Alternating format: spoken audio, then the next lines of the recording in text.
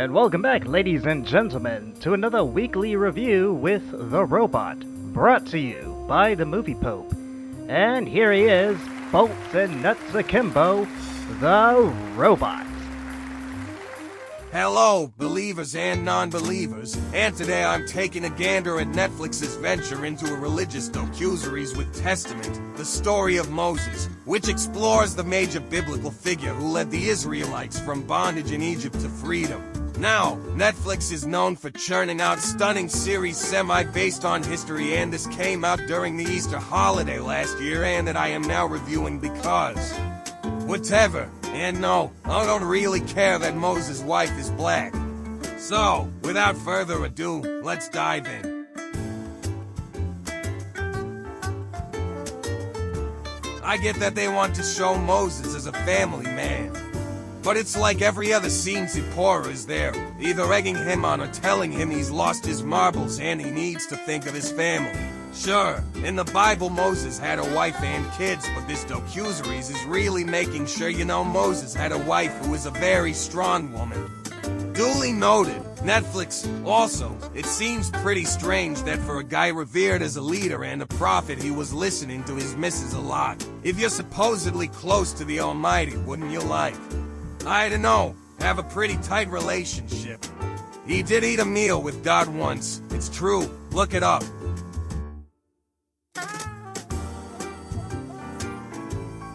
Now, I don't know about you, but I'm pretty sure that God's always been identified as a father figure. Seriously, how many times do you hear a priest or pastor say, "In the name of the Father, the Son, and the Holy Spirit"? Now, I get that the series wants to show God as a nurturing figure, and that's fine. But if you're going to stay faithful to the source material, i.e. the Bible, then please refrain from calling God Mother. And this is coming from a robot. Moving on.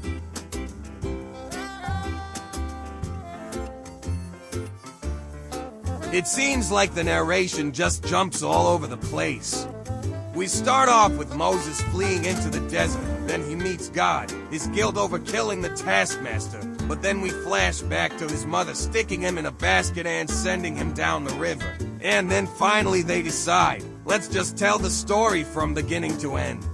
Starting with the plagues, why not just start from the birth of Moses and then move forward? Worked for Cecil B. DeMille.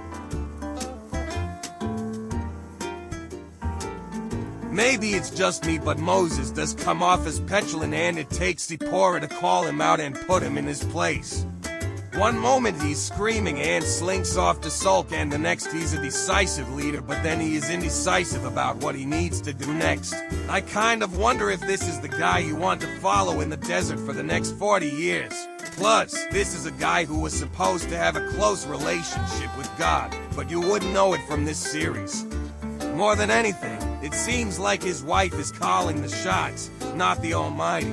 Thank goodness that Netflix is here to fix that narrative, cause Exodus sure didn't have the courtesy to tell us the truth.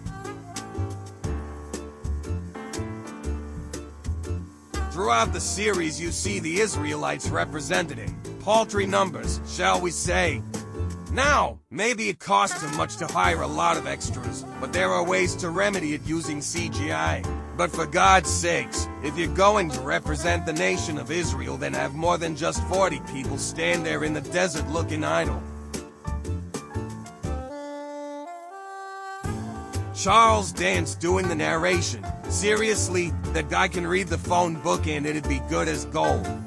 In case anyone was wondering, a phone book was a book that had the name, address, and phone numbers of businesses, and it was as boring as you could get back in the day. Yeah, I know, but even old Charlie couldn't save it, even with his narration. Thanks for watching, and if you don't mind, please leave us a like. It helps a lot. And while you're at it, subscribe so you never miss an episode drop. This is the Robot signing off.